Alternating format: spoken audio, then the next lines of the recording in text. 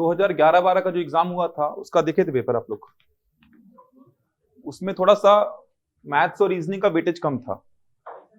आइए, वो वाले में मैथ्स और रीजनिंग का वेटेज थोड़ा कम था। इस बार तो पूरा एक सेपरेट पेपर है मैथ्स और रीजनिंग का, 200 नंबर का। लास्ट टाइम 2 ही पेपर हुआ था, तो जीएस में ही मैथ्स को रीजनिंग को थोड़ा मर्ज किया था। 20-25 प्रश्न पूछे गए थे बस, लेकिन इस बार पूरा एक सेपरेट पेपर है मैथ्स और रीजनिंग का, 200 नंबर का। कोई भी पोस्ट के लिए आप देंगे एग्जाम, सारे पोस्ट के लिए कंपलसरी है 3 पेपर। शुरू के जो 3 पेपर हैं वो सारे पोस्ट के लिए कंपलसरी है, चाहे आप सब इंस्पेक्टर का दीजिए, चाहे आप प्लाटून कमांडर का दीजिए, जितने भी पोस्ट हैं, सूबेदार का दीजिए, शुरू के 3 पेपर तो कंपलसरी हैं, ये आपको देने ही है। और बाद के 2 पेपर ये जो है वो पोस्ट वाइज हैं, तो उसके लिए आपको योग्यता भी चाहिए होगा। कुछ कुछ योग्यता मांगा है, ऐसा नहीं कि सब भर सकते हैं, योग्यता मांगा है उसमें, डिग्री आपको मांगा है उसमें कुछ कुछ। शुरू के 3 पेपर तो आपको कंपलसरी देने ही है। एक होगा उसमें जीएस का, एक होगा उसमें लैंग्वेज का, और एक होगा आपका एप्टीट्यूड। तो एप्टीट्यूड को देखेंगे, सिलेबस तो डिफाइन किया नहीं अभी तक, सिलेबस को भी डिफाइन नहीं किया है, केवल लिख दिया एप्टीट्यूड टेस्ट। तो क्या क्या हो सकता है उसमें, कितने चैप्टर लगभग कवर करने हैं, वो सारा कुछ देखेंगे अभी। 200 नंबर का बहुत बड़ा वेटेज है, 100 प्रश्न पूछे जाएंगे, ऐसा अभी तक समझ आ रहा है। प्रत्येक प्रश्न होगा 2 अंक का, मतलब 200 नंबर का पेपर होगा। अब एक बार देखते हैं कि मैथ्स में क्या क्या रखा गया है, क्या क्या आ सकता है। चलिए देखते हैं एक बार। तो मैथ्स में और रीजनिंग में एप्टीट्यूड टेस्ट लिखा हुआ है, तो मान के चलिए मैथ्स भी आएगा और रीजनिंग भी आएगा, क्योंकि एप्टीट्यूड टेस्ट का मतलब केवल मैथ्स नहीं होता है। जैसे आप सीसेट का पेपर देखेंगे जो सीजीपीएससी लेता है, तो सीसेट का पेपर अगर देखेंगे जो सीजीपीएससी लेता है प्री में पेपर सेकंड, तो इसका मतलब होता है सिविल सर्विसेज एप्टीट्यूड टेस्ट। तो एप्टीट्यूड टेस्ट का ये मतलब नहीं होगा कि केवल मैथ्स ही देखने को मिलेगा आपको, तो आपको मैथ्स के साथ रीजनिंग भी देखने को मिलेगा। हो सकता है थोड़ा सा आपको कम्युनिकेशन के क्वेश्चंस भी मिल जाएं, हो सकता है आपको डिसीजन मेकिंग के क्वेश्चन मिल जाएं, साथ में आपको रीडिंग कॉम्प्रिहेंशन भी मिल सकता है। तो एप्टीट्यूड टेस्ट में ऐसा नहीं कि केवल मैथ्स आता है, मैथ्स भी आएगा, रीजनिंग भी आएगा, कम्युनिकेशन मतलब संचार भी पूछ सकता है आपसे, डिसीजन मेकिंग मतलब निर्णय निर्माण पूछ सकता है आपसे, रीडिंग कॉम्प्रिहेंशन मतलब अपठित गद्यांश अनसीन पैसेज ये भी पूछ सकता है, क्योंकि एक सेपरेट पेपर पूरा हो रहा है। ध्यान रखिएगा 200 नंबर का एक सेपरेट पेपर होगा, तो बहुत बड़ा वेटेज है, और 200 में 200 भी लाया जा सकता है, और मैथ्स बिल्कुल नहीं बनेगा तो आपका 200 में आपका 10-20 में भी रुक सकते हैं आप, क्योंकि मैथ्स ऐसा विषय है या तो आपके पूरे नंबर आएंगे अगर अच्छा पढ़े हैं आप, तो ये पेपर आपको बहुत आगे ले जा सकता है या बहुत पीछे धकेल सकता है आपको। एक ऐसा पेपर है जहां पे आप 200 में 200 भी ला सकते हैं या फिर बहुत पीछे भी जा सकते हैं आप। तो एक बार देखते हैं मैथ्स में किन किन टॉपिक्स को आपको कवर करना है। अभी तक सिलेबस को डिफाइन नहीं किया, ध्यान रखिएगा, अभी तक पूरा सिलेबस डिफाइन नहीं किया है कि ये टॉपिक आपको कवर करने हैं। जितना मैंने पिछला पेपर देखा और अभी तक जो व्यापम पीएससी के एग्जाम्स हुए हैं उनके हिसाब से कुछ टॉपिक्स हैं जो आपको कवर करने हैं। देखिए, तो मैथ्स में कौन कौन से टॉपिक कवर करने हैं, क्या क्या होते हैं, थोड़ा सा डील कर रहा हूं मैं एक बार। तो पहला जो चैप्टर है ये भिन्न, सीक्वेंस पढ़ने का ये नहीं होगा, मैं आपको चैप्टर्स बता रहा हूं, बस सीक्वेंस में पढ़ाऊंगा कि सीक्वेंस क्या होता है मैथ्स को पढ़ने का। तो सीक्वेंस ये बिल्कुल नहीं होगा, सीक्वेंस मैं बताऊंगा कि पहले कौन सा चैप्टर आपको डील करना है, उसके बाद कौन सा डील करना है। मैं केवल यहां पे चैप्टर्स के नाम आपको बता रहा हूं।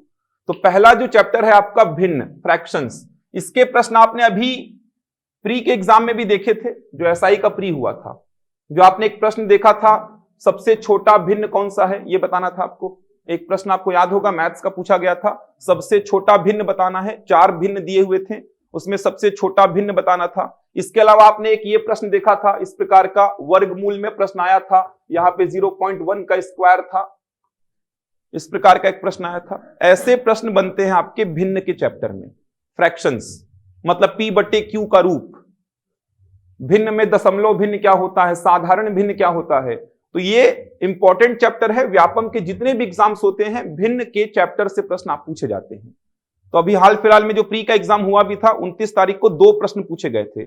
एक प्रश्न पूछा गया था सबसे छोटा भिन्न कौन सा है, और दूसरा प्रश्न इस प्रकार से जो वर्गमूल के फॉर्मेट में एक प्रश्न था जिसका आंसर आप लोग 10 निकाल के आए थे, ये भी भिन्न चैप्टर का ही प्रश्न है। तो पढ़ेंगे भिन्न चैप्टर आगे जाके कि भिन्न होता क्या है, पी बटे क्यू का रूप, मतलब अंश बटे हर का रूप बोलते हैं। तो यहाँ पे पी और क्यू क्या होना चाहिए, क्यू 0 के बराबर नहीं हो सकता। फिर भिन्न में अलग अलग प्रकार के भिन्न होते हैं, दशमलव भिन्न होता है, साधारण भिन्न होता है। तो ऐसे करके पूरा चैप्टर डील होता है। तो ये चैप्टर आपको डील करना है लाभ और हानि। लेकिन लाभ और हानि पढ़ने से पहले आपको परसेंटेज पढ़ना पड़ेगा, प्रतिशत। ये दोनों बहुत इंपॉर्टेंट चैप्टर हैं, दोनों से ही प्रश्न पूछे गए थे अभी।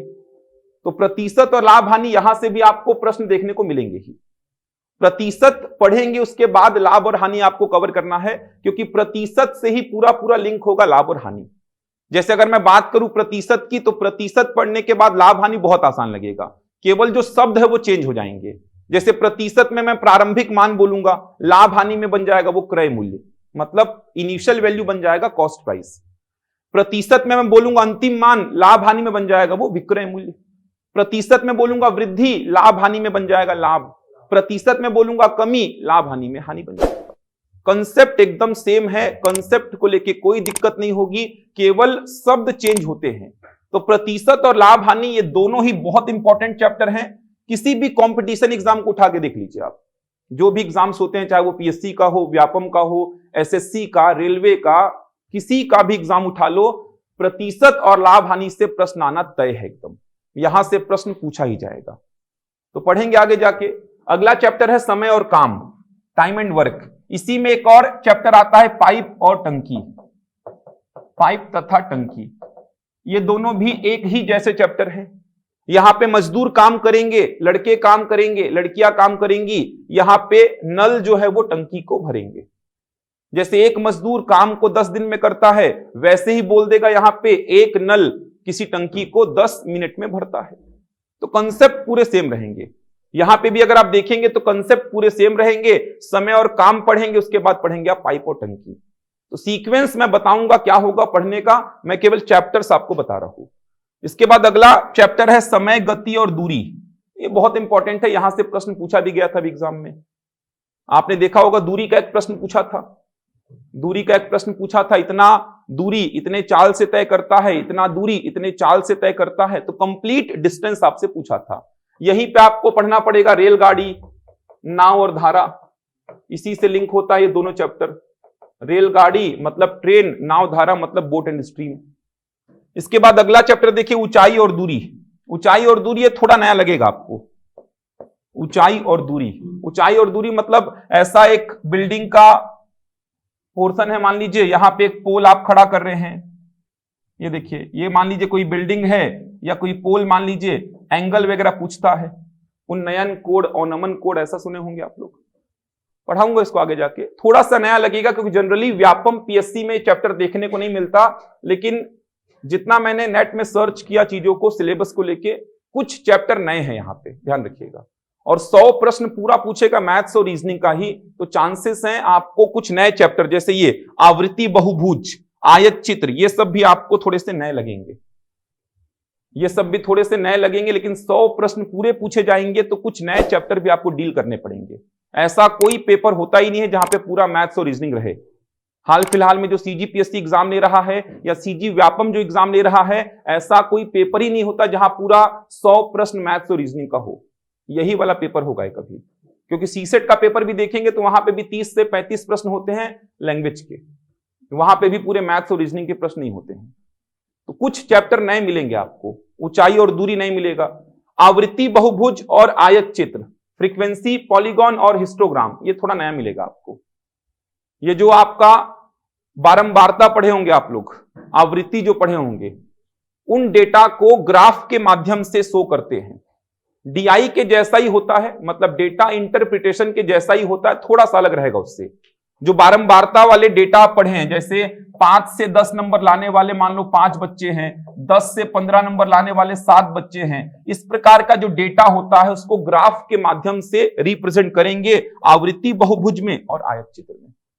पढ़ाऊंगा, केवल मैं आपको एक बता रहा हूं ब्रीफ नॉलेज कि क्या क्या चैप्टर आपको डील करने हैं, किसमें किस प्रकार के प्रश्न आपको जनरली देखने को मिलेंगे।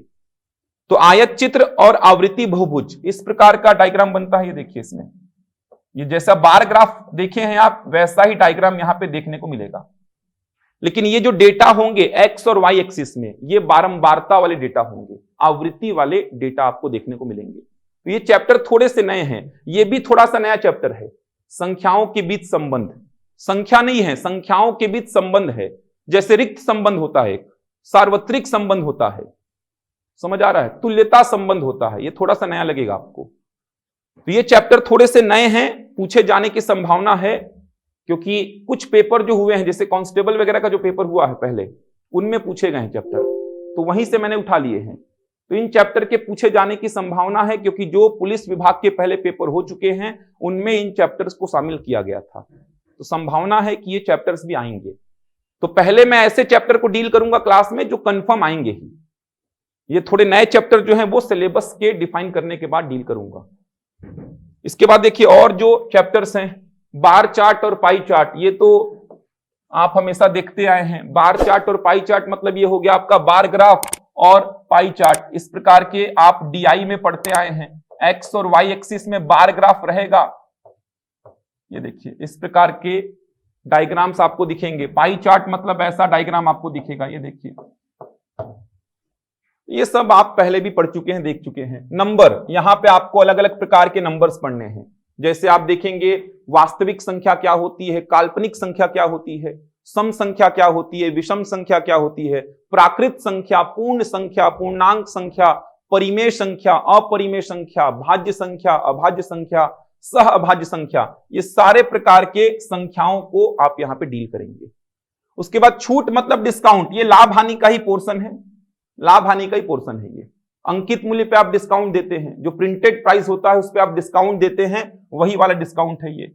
रेखीय समीकरणों के रेखांकन मतलब आप जो लीनियर इक्वेशन देखते हैं, ये देखिए एक चर वाला लीनियर इक्वेशन, ये देखिए दो चर वाले लीनियर इक्वेशन, ये देखिए ये हो जाएगा दो चर वाला लीनियर इक्वेशन। एक चर मतलब एक वेरिएबल, केवल एक ही वेरिएबल है एक्स। दो चर मतलब दो वेरिएबल, ये देखिए दो वेरिएबल है। इनको सॉल्व कैसे करना है वो सीखेंगे आप रेखीय समीकरणों के रेखांकन में। इसके अलावा आप देखेंगे कि पहले स्टेटमेंट को समीकरण में चेंज करेंगे, उसके बाद समीकरणों को सॉल्व करना है।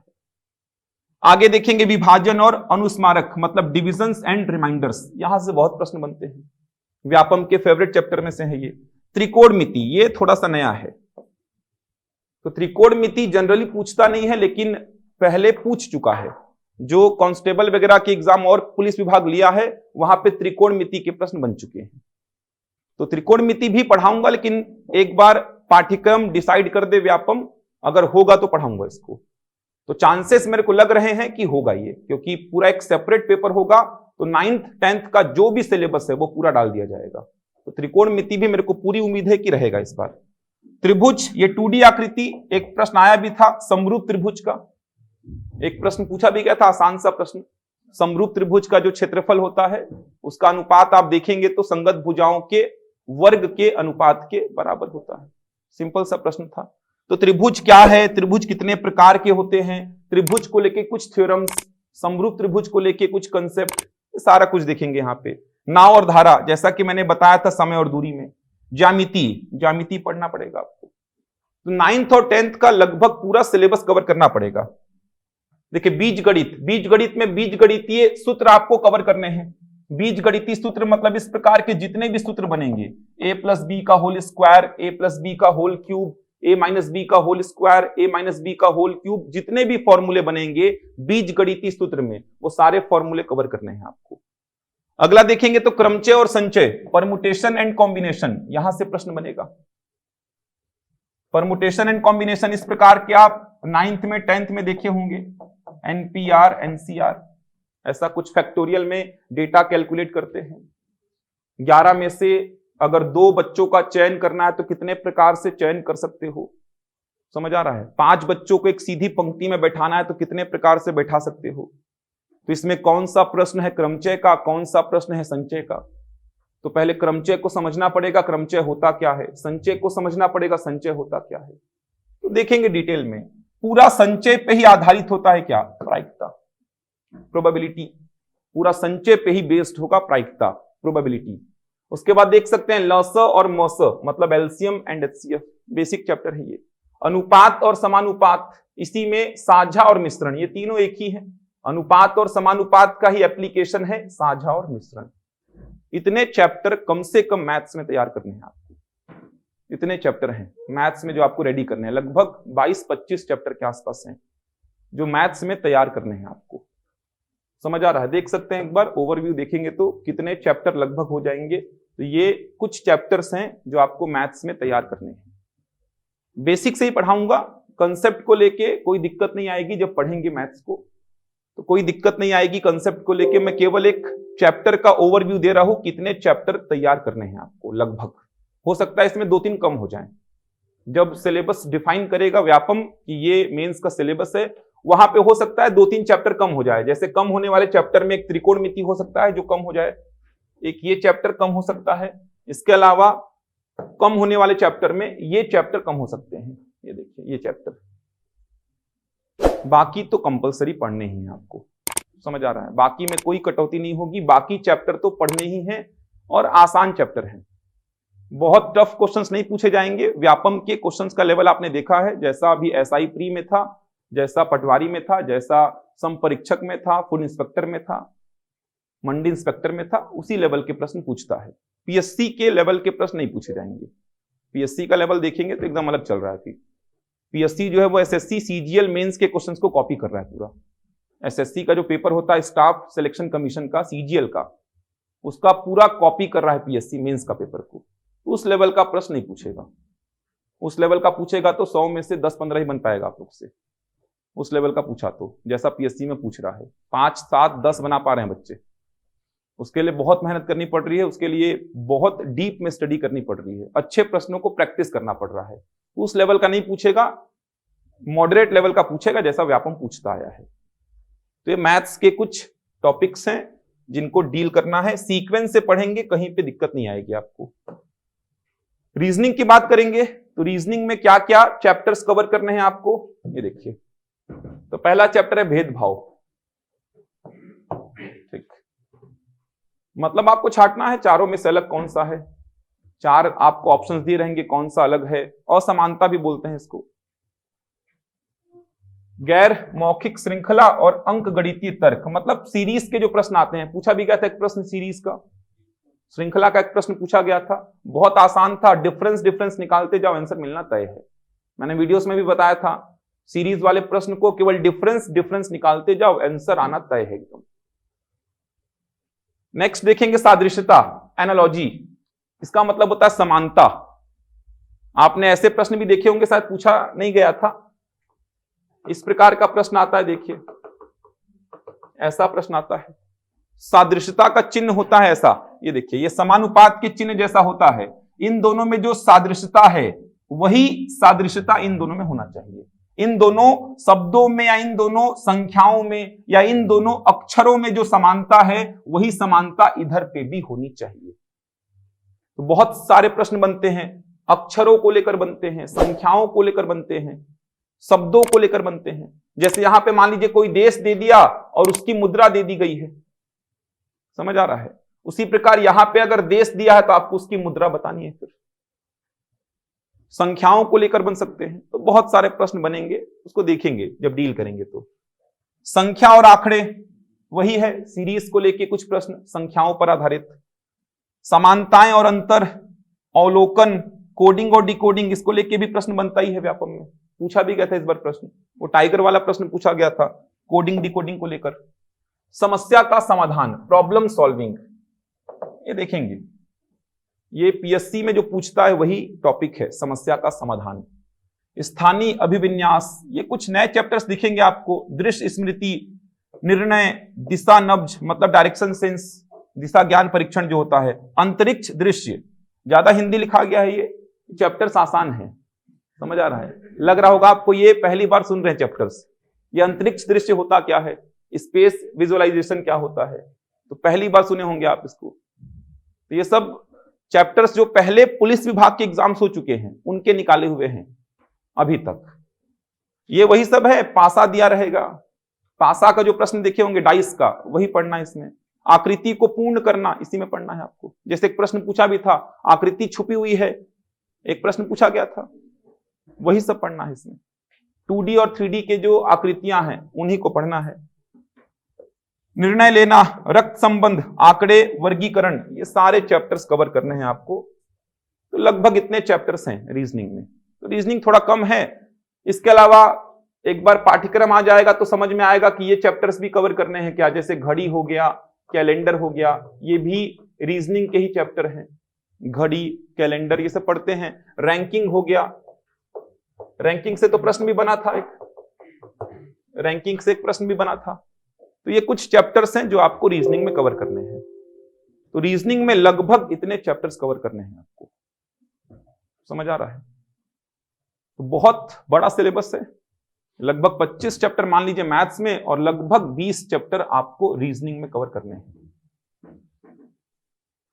मैथ्स का समय 2 ही घंटा रहेगा, शायद पेपर का समय 2 ही घंटा रहेगा। 2 घंटा अभी डिफाइन नहीं किया, वैसे 2 ही घंटा रहेगा। कर दिया क्या? 2 घंटे ही रहेगा, तो थोड़ा सा टफ हो जाएगा पेपर। 100 प्रश्न। अच्छा, जीएस का पेपर 3 घंटे बता रहे हैं ना, उल्टा कर दिया है। मैथ्स का पेपर थोड़ा सा टफ रहेगा, मतलब 2 घंटे के हिसाब से 100 प्रश्न बहुत हो गए।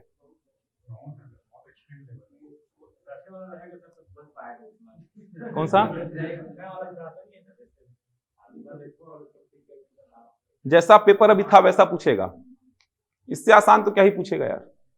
ये आसान लगा था कि टफ लगा था अभी जो हुआ है प्री का? तो बस इसी लेवल का पूछेगा, इसी लेवल का पूछेगा।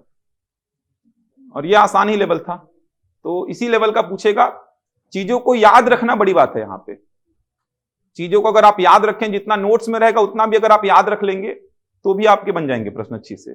और प्रैक्टिस तो करना ही पड़ेगा, क्योंकि दिक्कत यह है कि कोई बच्चा 200 में 200 ले आए तो दिक्कत हो जाएगा आपको। फिर दिक्कत ही हो जाएगा कि आप नहीं ला पाओगे, उसका दिक्कत नहीं है, सामने वाला 200 में 200 ला सकता है, दिक्कत उसका है। फिर यहाँ पे कुछ बच्चों का मैथ्स इतना स्ट्रांग होता है कि वो 200 में 200 ला सकते हैं, इसमें दिक्कत आपको वहां पे हो जाएगा। आपके कम आ रहे, चलो ठीक है, आप एवरेज थे, आप वीक थे मैथ्स में, आपके कम आए, लेकिन सामने वाला 200 ले आया तो बहुत आगे खिसक गया। फिर कितना आप जीएस के पेपर में कितना उसको डिफेंड कर पाएंगे आप? अगर 100 नंबर का गैप आपका क्रिएट हो गया है मैथ्स के पेपर से, तो वो 100 नंबर का गैप खत्म करना बहुत बड़ी बात है। ये तो वही बात हो गई जैसा सीजीपीएससी मेंस का जो सिलेबस चले आ रहा था पहले, जहां मैथ्स 200 नंबर का होता था। 2017 तक सीजीपीएससी मेंस का सिलेबस देखेंगे तो उसमें पेपर नंबर 6 होता था मैथ्स का, सेपरेट पेपर 200 नंबर का। अब उसमें बच्चे 200 में 180 190 नंबर लाते थे, और ऑलरेडी कितना डिफरेंस क्रिएट कर लिए, 80-90 नंबर का डिफरेंस क्रिएट कर लिए। अब इस डिफरेंस को जो मैथ्स के बच्चे नहीं है वो डिफरेंस को खत्म कर ही नहीं पाते थे, क्योंकि जीएस के पेपर में डिफरेंस कितना खत्म करोगे आप? 10 number, 15 number, 20 number, 25 number, 100 number के डिफरेंस को खत्म करना बहुत बड़ी बात है। तो मैथ्स को ठीक रखना ही पड़ेगा आपको, क्योंकि मैथ्स अगर आप ठीक नहीं रखेंगे तो आपका कम बनेगा, उससे ज्यादा घाटा हो जाएगा दूसरे का अच्छा बनने से। वो अपना स्थिति को बहुत स्ट्रांग कर लेगा, क्योंकि 200 में 200 भी लाया जा सकता है, 180, 190, 170 नंबर लाए जा सकते हैं, कोई बड़ी बात नहीं है। बहुत सारे बच्चे अभी मिले थे मेरे से, मैथ्स का 10 और रीजनिंग का 10 बना के आए हैं, उनके नंबर 70 के आसपास आ रहे हैं। कारण यही था क्योंकि मैथ्स में 10 और रीजनिंग में 10 बनाए, तो 20 नंबर तो सीधे सीधे मिल गए उनको, 20 नंबर सीधे मिल गए। जिनका मैथ्स में 10 और रीजनिंग में 10 बना है, गारंटी उनके प्रश्न 70 के आसपास बने हैं, लगभग ऐसा हुआ है। आप लोग भी मिले होंगे जिनका मैथ्स में 10 और रीजनिंग में 10 पूरा पूरा बना है, उनका लगभग 70 के आसपास आ रहा है। 2-4 बच्चे मिले थे मेरे से, मैथ्स में भी पूरा बनाए हैं, रीजनिंग में पूरा बनाए हैं, तो 20 तो पूरा मिल गया यार, पूरा 20 मिल गया, तो आराम से बाकी पेपर में 50 तो स्कोर कर ही लेंगे वो, ऐसा हुआ है। तो पढ़ना तो आपको पड़ेगा, और बहुत अच्छी से पढ़ना पड़ेगा, तभी जाके आपका सिलेक्शन होगा इसमें। तो अभी वो मत सोचो कि कम होगा तो उधर कवर कर लेंगे, इधर कवर कर लेंगे, फिजिकल में कवर कर लेंगे, वो सब चिंता मत करो। अभी हर पेपर को इंडिविजुअली तौर पे आपको देखना है और बहुत अच्छी तरीके से कवर करना है। तो स्टार्ट करेंगे। पहला चैप्टर बेसिक से पढ़ाऊंगा, प्रॉपर नोट्स बनाएंगे। पहली बात, नोट्स नहीं बनाएंगे तो कुछ नहीं होने वाला, और नोट्स ही पढ़ लेंगे तो विश्वास रखिए मेरा, अगर आप नोट्स को ही पढ़ लेंगे अच्छी से, प्रैक्टिस शीट मिलेगा आपको हर चैप्टर का, प्रैक्टिस शीट मिलेगा, लेकिन विश्वास रखिए अगर नोट्स को ही आप अच्छी से पढ़ लेंगे, बहुत अच्छी तरीके से अगर आप नोट्स को ही पढ़ लेते हैं, तो आपके पूरे प्रश्न वहीं से मिल जाएंगे, पूरे प्रश्न गारंटी दे रहा हूं। आप SI प्री का पेपर उठा लीजिए और नोट्स को उठा लीजिए, अगर किसी बच्चे के पास नोट्स होगी मेरी तो।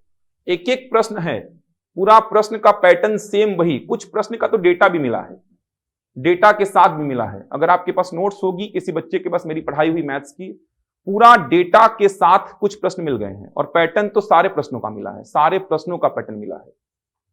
तो प्रॉपर नोट्स बनाएंगे पहली बात। प्रैक्टिस शीट अगर सॉल्व नहीं कर पा रहे हैं, समय नहीं मिल पा रहा है, तो भी नोट्स को बार बार पढ़िए, नोट्स के जो प्रश्न रहेंगे उसको बार बार प्रैक्टिस करिए। गारंटी ले रहा हूं कि सारे प्रश्न मिल जाएंगे। पीएससी की तो मैं गारंटी लेता नहीं था, लेकिन व्यापम की गारंटी मैं लेता हूं कि व्यापम के आपको सारे प्रश्न मिल जाएंगे, सारे प्रश्न। क्योंकि पीएससी का पहले का स्तर अलग था, अभी स्तर अलग बना दिया है। तो अब समझ में आ गया, पीएससी का तो ये हो गया है कि एसएससी सीजीएल मेंस के क्वेश्चन कर लो। जो ये एग्जाम होता है सीजीएल का, टीयर 2 जो होता है उसको बोल रहा हूं मेंस की बात। टीयर 1 होता है, टीयर 2 होता है, टीयर 2 की बात कर रहा हूं। पूरा समझ में आ गया। थोड़ा सा मैंने एक दिन बैठा एनालिसिस किया, उठा कहां से रहा है क्वेश्चन, तो समझ में आया सीजीएल मेंस के सारे क्वेश्चंस को कॉपी कर रहा है पीएससी। डेटा चेंज करता है, दे देता है पूरे क्वेश्चंस को। 2019 सीजीएल मेंस जो हुआ, 2021 सीजीपीएससी प्री में पूरे डाल दिया क्वेश्चंस। तो वहां पे टफ क्वेश्चंस की प्रैक्टिस करनी पड़ रही है अब। लेकिन व्यापम में अभी उस लेवल के प्रश्न नहीं पूछे जा रहे हैं। आप पिछले एक साल का पूरा रिकॉर्ड देख लीजिए। आप मंडी इंस्पेक्टर से स्टार्ट हो जाइए। मंडी इंस्पेक्टर हुआ, उसके बाद हुआ आपका फूड इंस्पेक्टर, सम परीक्षक हुआ उसी बीच में, पटवारी हुआ, उसके बाद जितने भी एग्जाम्स हुए, एसआई का ले लीजिए, जितने भी एग्जाम्स हुए हैं, प्रश्नों का लेवल बहुत टफ नहीं था। मॉडरेट लेवल के क्वेश्चंस आएंगे व्यापम में। और खासकर 100 प्रश्न करने हैं 2 घंटे में, तो टफ प्रश्न आने की तो संभावना बिल्कुल नहीं है। क्योंकि आप खुद सोचो, 100 प्रश्न करने हैं 2 घंटे 120 मिनट में, मैथ्स और रीजनिंग के 100 प्रश्न, तो बहुत टफ आने की तो संभावना नहीं है। मॉडरेट लेवल का ही पूछा जाएगा, लेकिन उसके लिए भी आपको मेहनत करनी पड़ेगी। तो पहला और बेसिक चैप्टर जो है, बेसिक से स्टार्ट करेंगे। पहला जो चैप्टर है आप देख सकते हैं, पहला चैप्टर आप पढ़ेंगे नंबर, उसके जस्ट बाद आप पढ़ेंगे इसको, संख्याओं के बीच संबंध को। ये थोड़ा सा नया लगेगा आपको, संख्याओं के बीच संबंध। लेकिन पहला जो चैप्टर है वो आप पढ़ेंगे नंबर, नंबर क्या होता है, नंबर कितने प्रकार के होते हैं, उनके बीच संबंध को बाद में डील करेंगे। क्या होता है रिक्त संबंध, क्या होता है सार्वत्रिक संबंध, क्या होता है तुल्यता संबंध, ये सब थोड़ा सा नया लगेगा। तो पहला और बेसिक जो चैप्टर है आपका वो है नंबर। चलिए थोड़ा सा पढ़ लीजिए, 15-20 मिनट प्रैक्टिस करेंगे, मैथ्स ठीक हो जाएगा। रेगुलर क्लास को अटेंड करिए, कोई दिक्कत नहीं आएगी मैथ्स में। चलिए लिखेंगे संख्या।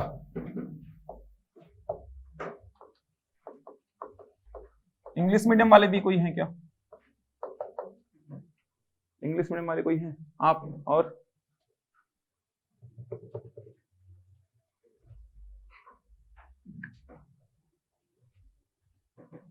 चलिए संख्या, नंबर। तो देखेंगे अभी संख्या क्या होती है, संख्या कितने प्रकार की होती है। एक एक करके सारी संख्याओं को समझेंगे और समझ के पढ़ना है, रटना बिल्कुल नहीं है आपको।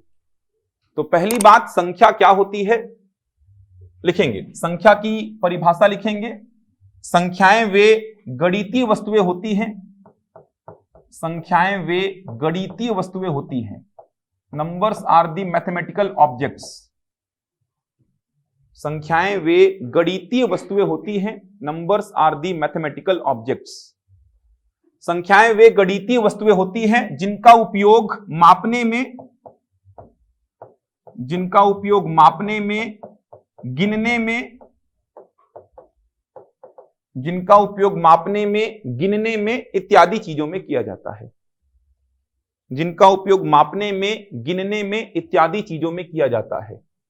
Numbers are the mathematical objects which are used for measuring, counting, etc.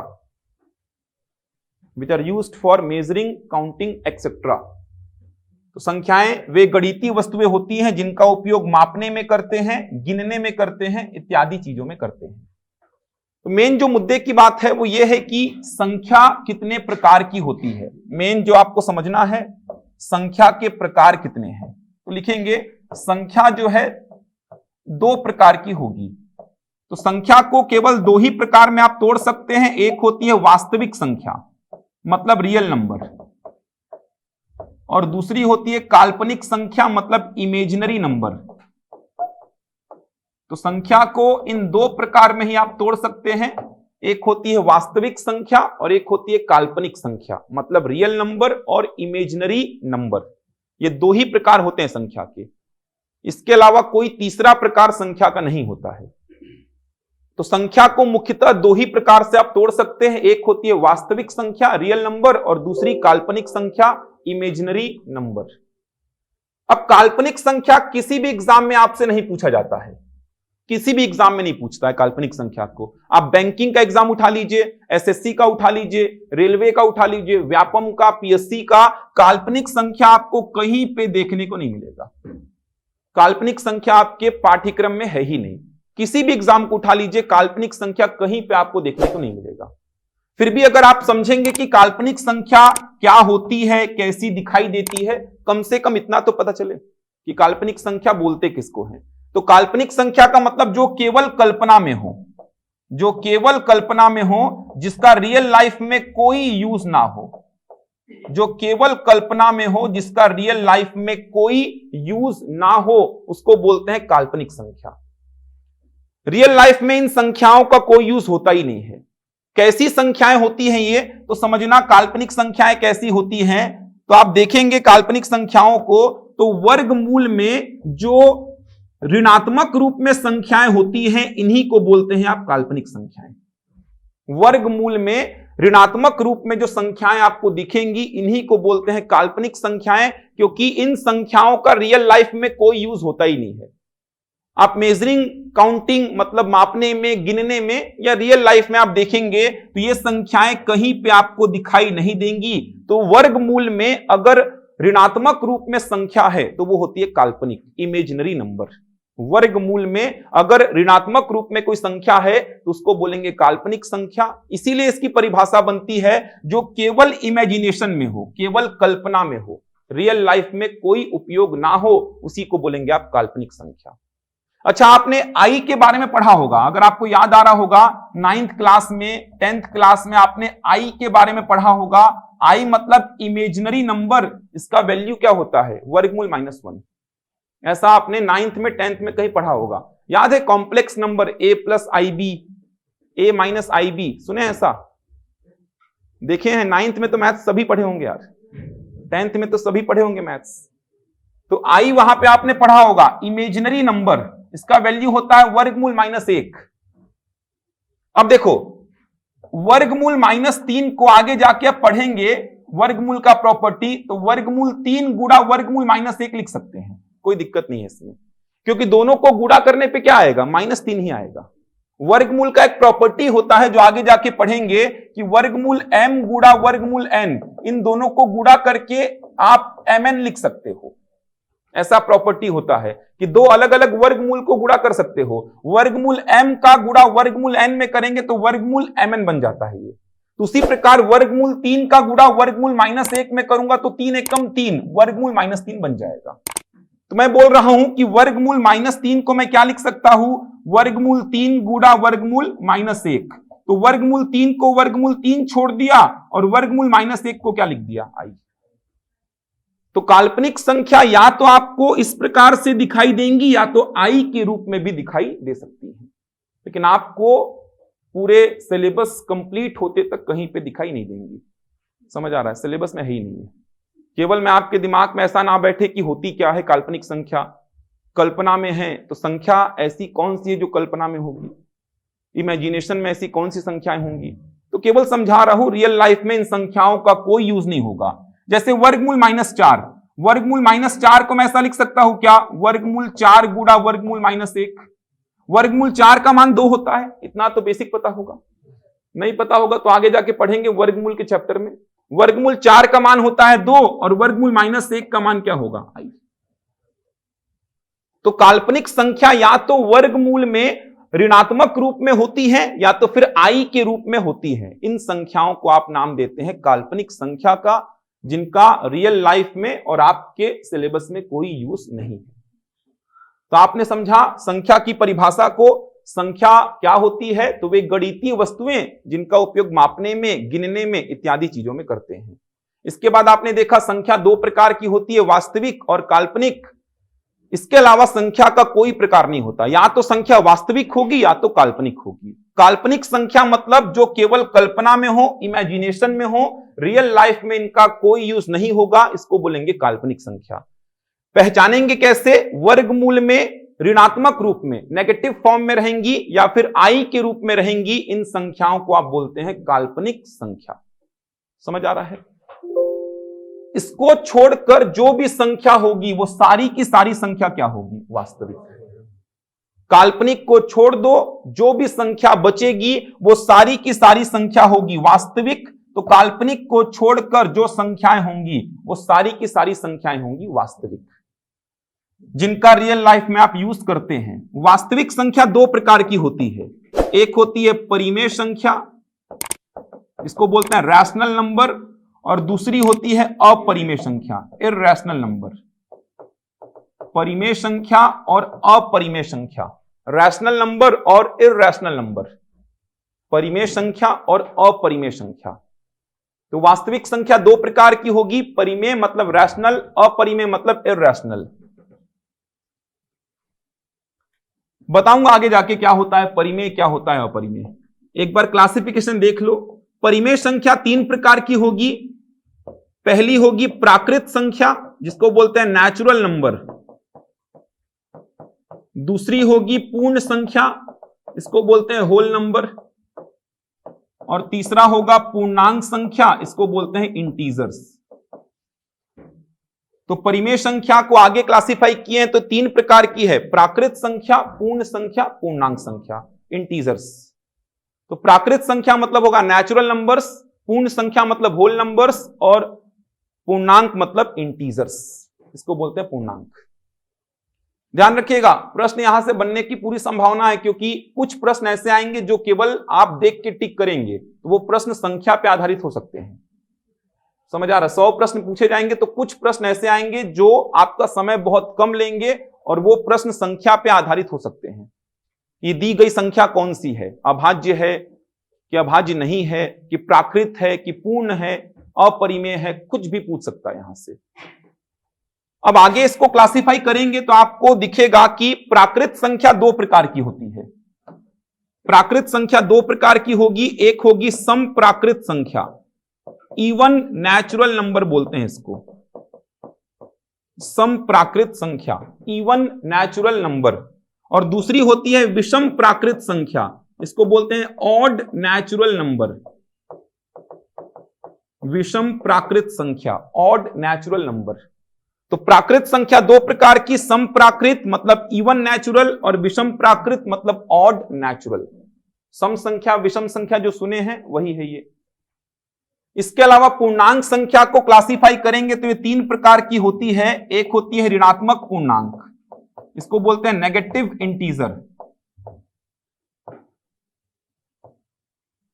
ऋणात्मक पूर्णांक, नेगेटिव इंटीजर।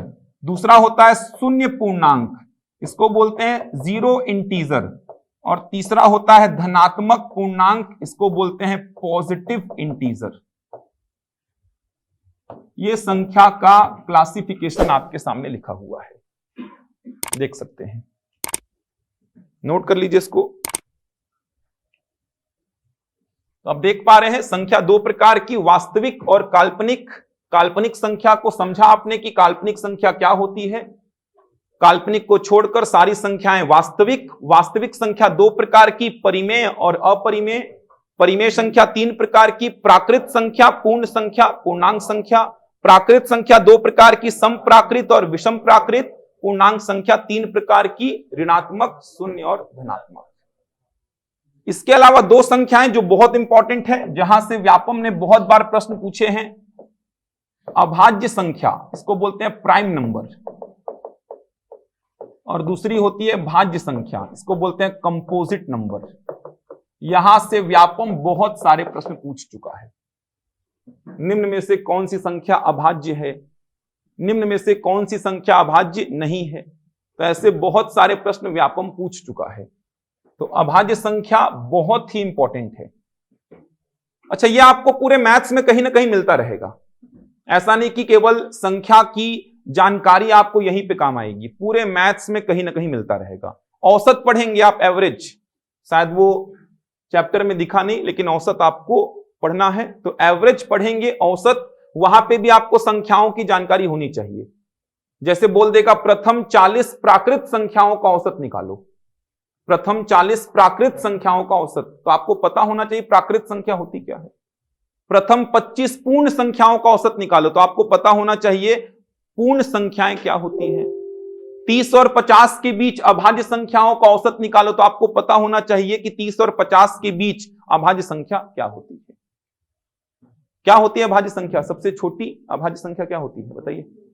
2, 1, 2 होती है सबसे छोटी अभाज्य संख्या। अभाज्य प्राइम नंबर 2 है, 2, 1 क्यों नहीं होती अभाज्य संख्या?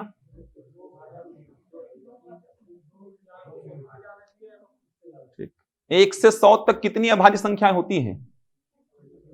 और 1 से 50 तक 15।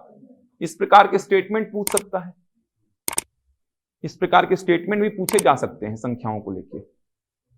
कौन सी संख्या अभाज्य है, कौन सी अभाज्य नहीं है। 4 आपको संख्याएं दी रहेंगी, पूछ लेगा कौन सी संख्या अभाज्य है, कौन सी संख्या अभाज्य नहीं है। इसको लेके प्रश्न पूछे जा सकते हैं। तो पढ़ाऊंगा एक एक करके, सारी संख्याओं को डिटेल में समझेंगे। सारी संख्याएं आएंगी, जो भी संख्याएं आपके सामने लिखी हैं, सारी संख्याओं को एक एक करके डिटेल में लिखवाऊंगा मैं। तो आपने केवल आज ये समझा है कि संख्या क्या होती है, संख्या का क्लासिफिकेशन आपने ये समझा कि संख्या का जो क्लासिफिकेशन है वो क्या क्या बता रहा है कि संख्या। अच्छा, ऐसे प्रश्न पूछे गए हैं, जैसे मैं बोलूंगा सभी परिमेय संख्या वास्तविक संख्या होती है, सभी परिमेय संख्या वास्तविक संख्या होती है, ये ट्रू है कि नहीं? सारी परिमेय संख्या वास्तविक संख्या होती है, बिल्कुल ट्रू है, क्योंकि वास्तविक संख्या को 2 पार्ट में तोड़े हैं आप, तो जितनी भी परिमेय संख्या वो सब क्या है? वास्तविक। लेकिन सारी वास्तविक संख्या परिमेय हो ऐसा जरूरी नहीं, ऐसे स्टेटमेंट पूछे जाते हैं। सारी की सारी परिमेय संख्या क्या है? वास्तविक है।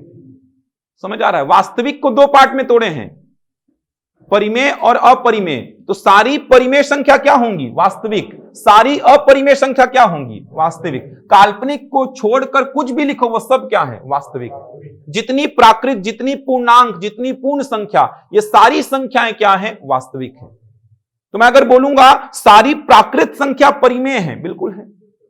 सारी प्राकृत संख्या परिमेय बिल्कुल है, लेकिन सारी परिमेय संख्या प्राकृत होंगी ऐसा जरूरी नहीं। समझ आ रहा है? तो ऐसे स्टेटमेंट पूछे जाते हैं। आप देख सकते हैं, अगर मैं बोलूंगा सारी की सारी प्राकृत संख्या क्या है? परिमेय, तो बिल्कुल है, क्योंकि प्राकृत संख्या परिमेय का ही तो हिस्सा है। तो जितनी प्राकृत संख्या है वो सब की सब क्या है? परिमेय। लेकिन सारी परिमेय संख्या प्राकृत होंगी ऐसा कुछ भी जरूरी नहीं है। ये तो आप इस ट्री डायग्राम को देख के ही बता सकते हो जो मैं पूछ रहा हूं आपसे। बाकी मैं जब परिभाषा लिखवाऊंगा, एक एक संख्या की समझाऊंगा, कौन सी संख्या कहां से आरंभ होती है, तो वहां पे और भी क्लियर हो जाएगा आपको। लेकिन आप इस ट्री डायग्राम को देख के ही बोल सकते हो कि सारी परिमेय संख्या वास्तविक हो सकती है, लेकिन सारी वास्तविक संख्या परिमेय नहीं होंगी, क्योंकि वास्तविक में अपरिमेय भी शामिल होती है। तो इस प्रकार के स्टेटमेंट बन सकते हैं। तो वो ट्री डायग्राम को देख के ही आप बता सकते हैं कि कौन सा स्टेटमेंट सही है, कौन सा गलत है। अच्छा, ये भाज्य और अभाज्य ये भी क्या है? वास्तविक ही है। भाज्य और अभाज्य ये दोनों ही क्या है? वास्तविक है। अच्छा, ये दोनों ही परिमेय संख्या के हिस्से हो सकते हैं, परिमेय संख्या में ही आ सकते हैं। सारी भाज्य संख्या परिमेय, सारी अभाज्य संख्या भी क्या होती है? परिमेय। लिखवाऊंगा पूरा परिभाषा में एक एक करके। तो ये केवल मैंने संख्या का क्लासिफिकेशन आपको समझाया है। एक एक करके सारी संख्याओं को लिखवाऊंगा, उस पे कितने प्रश्न बनेंगे, क्या प्रश्न बनेंगे, उन सारे प्रश्नों को भी डील करेंगे कल।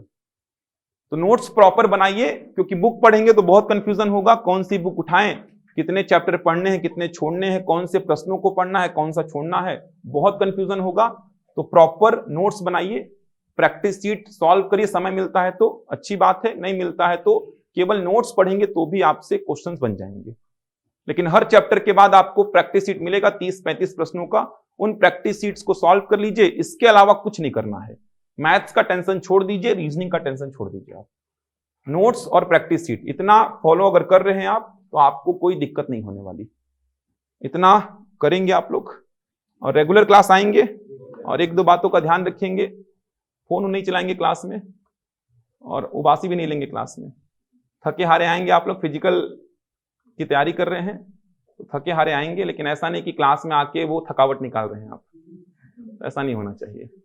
खास कर मैथ्स की क्लास में उबासी वगैरह नहीं लेंगे, तो पानी वगैरह रखेंगे अपने साथ में, क्योंकि आज दिख रहा है मेरे को, तो थकावट जो है वो अपनी बाहर रख के आएंगे। मैथ्स सेकंड होगा कल से डेली।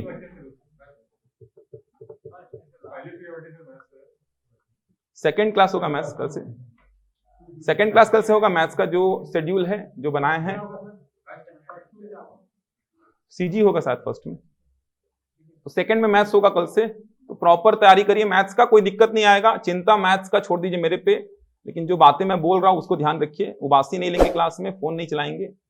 बड़े हैं आप लोग, कुछ लोग पोस्टेड भी हैं, तैयारी भी कर रहे हैं, तो ऐसा नहीं कि कुछ भी कर रहे हैं आके सामने वाला बोल नहीं सकता। इस चीज में थोड़ा ध्यान रखेंगे। फोन और उबासी से एकदम दूर रहेंगे क्लास में।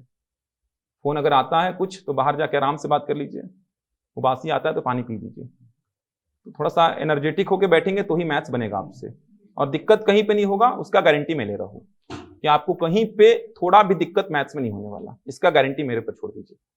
कहीं पे दिक्कत नहीं होगा आपको, किसी पॉइंट पे आपको ऐसा नहीं लगेगा कि आपने रटा हुआ है, कि समझाए नहीं, कि आता नहीं था सामने वाले को तो रटा दिया है, तो ऐसा बिल्कुल नहीं लगेगा आप लोग को।